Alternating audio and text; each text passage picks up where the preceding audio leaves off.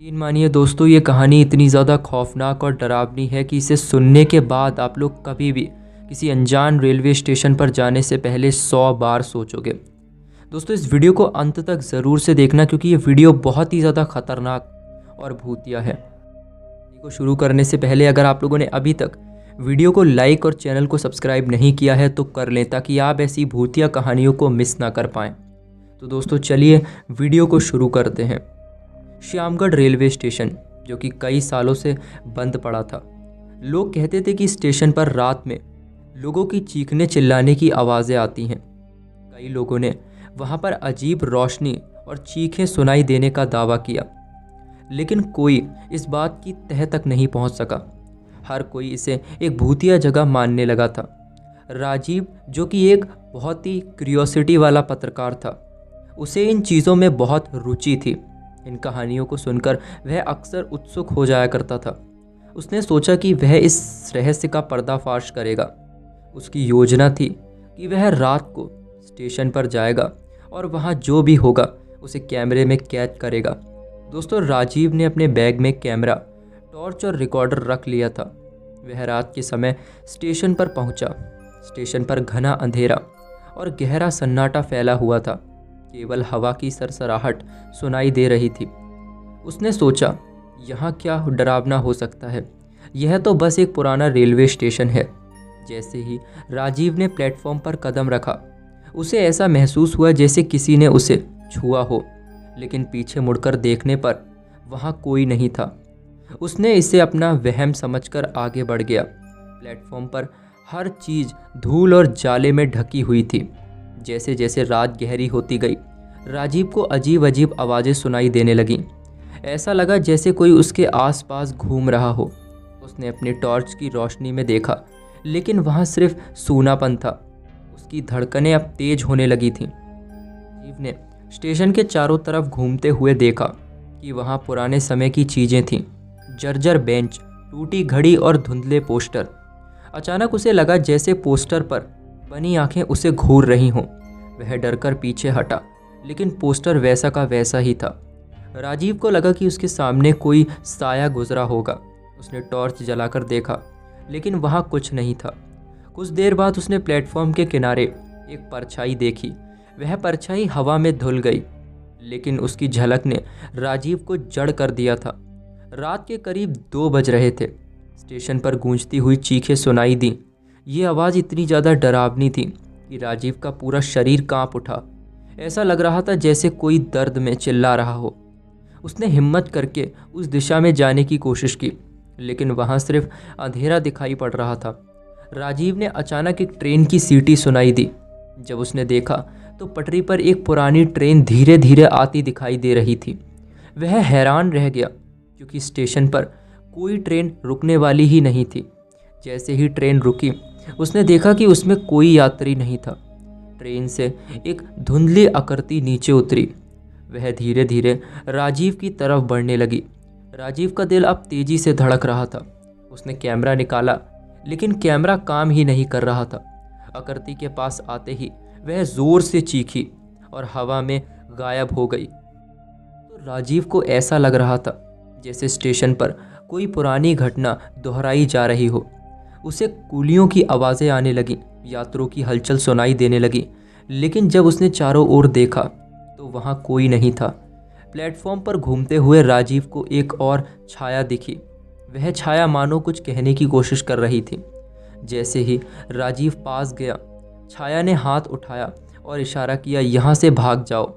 राजीव डर से कांपने लगा। स्टेशन के एक पुराने कमरे के पास पहुंचा। कमरे का दरवाज़ा थोड़ा खुला हुआ था और अंदर से धीमी धीमी फुसफुसाने की आवाज़ें आ रही थीं। उसने झांक कर देखा, लेकिन वहाँ कोई नहीं था। जैसे ही उसने दरवाज़ा खोला, एक तेज़ हवा का झोंका आया और दरवाज़ा खुद ब खुद बंद हो गया।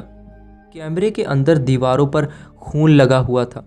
राजीव ने जब गौर से देखा तो एक बड़ा निशान ऐसा लग रहा था जैसे किसी ने खून से भागो लिखा हो। यह देखकर राजीव का साहस टूटने लगा, लेकिन उसने खुद को संभाला और आगे बढ़ने का फैसला किया। कमरे में अचानक एक धीमी और डरावनी हंसी गूंजने लगी, यह हंसी किसी महिला की लग रही थी। राजीव ने इधर उधर देखा लेकिन वहाँ कोई नहीं था। जैसे ही वह पलटा, उसने दरवाजे के पास एक साया देखा जो उसे घूर रहा था। राजीव ने साया का पीछा करना शुरू किया। वह प्लेटफॉर्म की ओर भागा लेकिन साया कहीं गायब हो गया। तभी उसे महसूस हुआ कि वह पूरी तरह से अकेला नहीं है। उसके आसपास अजीब सी सरसराहट और कानों में फुसफुसाने की आवाज़ें आ रही थीं।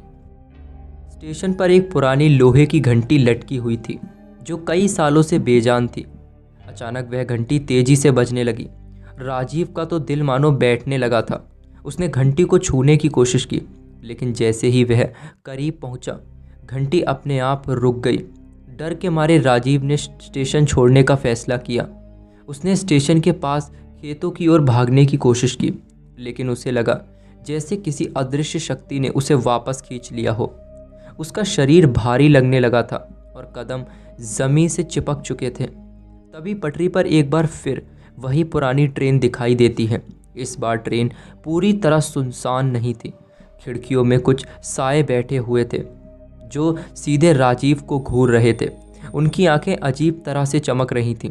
राजीव डर से एक कदम पीछे हट गया। इस समय राजीव को वही पुरानी कूली दिखाई दिया जो पहले भी उसे चेतावनी दे चुका था।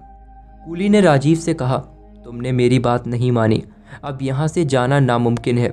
ये स्टेशन नहीं बल्कि एक श्राप है और यहाँ आने वाला कोई जिंदा वापस नहीं जाता। राजीव ने कूली से पूछा, यह सब कैसे शुरू हुआ? कूली ने कहा, कई साल पहले एक ट्रेन हादसे में सैकड़ों लोग मारे गए थे।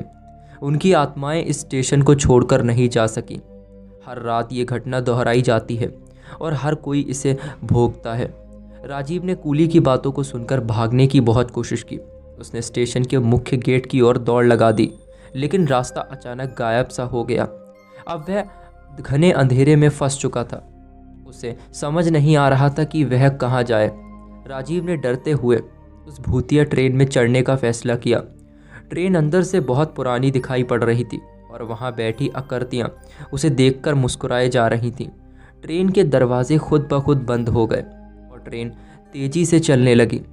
ट्रेन ने राजीव को 50 साल पुराने अतीत में पहुंचा दिया।